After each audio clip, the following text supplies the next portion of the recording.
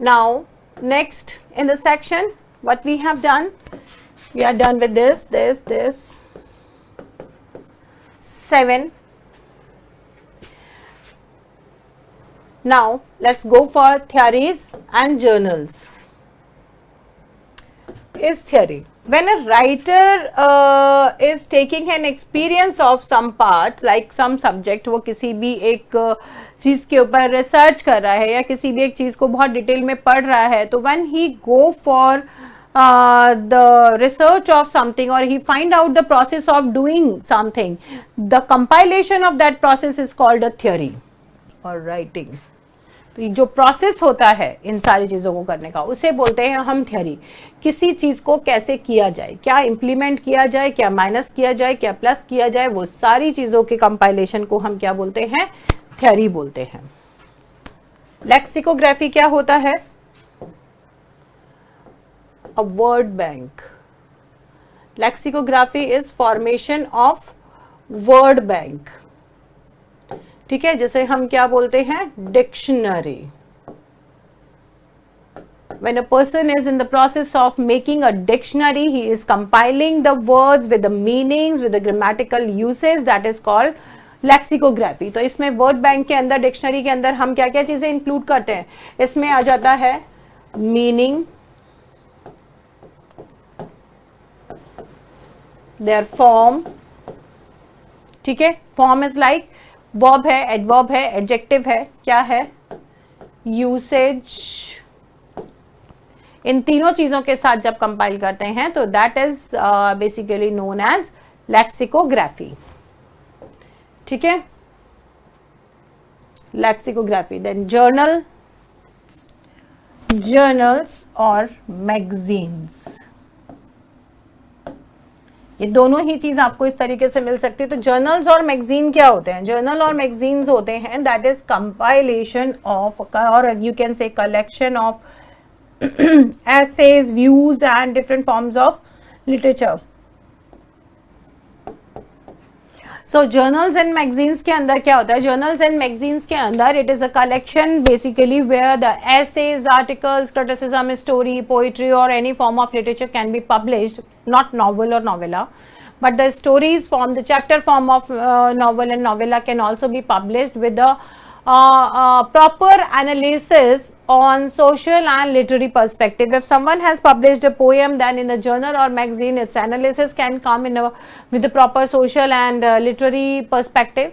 कि literary वो किस तरीके की है, social उसका क्या relevance है, it can be there or it cannot be there. That is basically the perspective. And along with that, if we see, then journals and magazines compile various educational articles. That is the basic purpose of a journal and magazine. Though for just for the entertainment, we used to see some kind of poetries or stories also there. But basically, a journal and magazine is a compilation of academic, political, and social articles. तो इसमें articles आते हैं. ठीक है, main focus हमारा किस पे होना चाहिए, if we are talking about the journals and magazine, then articles.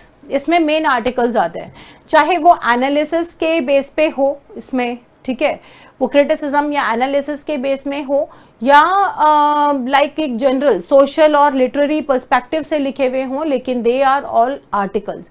तो बेसिकली जर्नल और मैगजीन राइटिंग्स के अंदर आर्टिकल्स आते हैं, डिफरेंट एनालिसिस आती हैं जो ये यहाँ लिखे गए हैं with the proper social and political literary perspective से जो हम आर्टिकल्स लिखते हैं, जो इसमें हम लिखेंगे कि कौन सी चीज़ है. पैम्फलेट्स काफ़ी सारे जर्नल्स के अंदर लिखे जाते हैं. हम we know in the 18th century people were publishing the journals and magazine. What they were compiling, they were writing about the society, they were writing about literature, how to write it and the different perspective. They were taking the characters and writing the essays on the behalf of that. That is called journal writing, that is called magazine writing. तो इसमें main आपका articles ही होते हैं, बाकी सारी चीज़ें can be there, but journal writing, magazine writing के अंदर जब भी कोई कहता है कि if I am doing it, we use to go directly to the articles, that someone is writing the content like in the form of articles.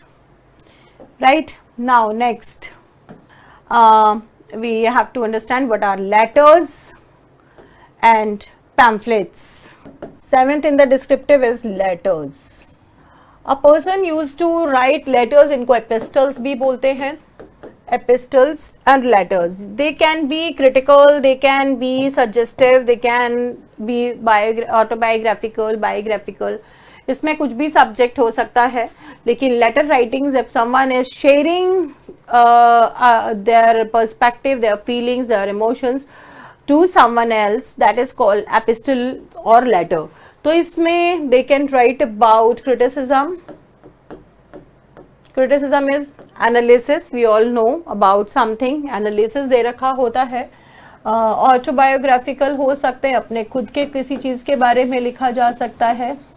और generic, कि किसी का कोई लेटर हमें मिला जिसके अंदर उन्होंने कोई पर्टिकुलर चीज़ें डिस्कस कर रखी हैं या कुछ भी है, तो they are letters and epistle writings. लेकिन इनका भी एक फॉर्मेट होता है, प्रॉपर फॉर्मेट होता है, कैसे लिखा जाएगा.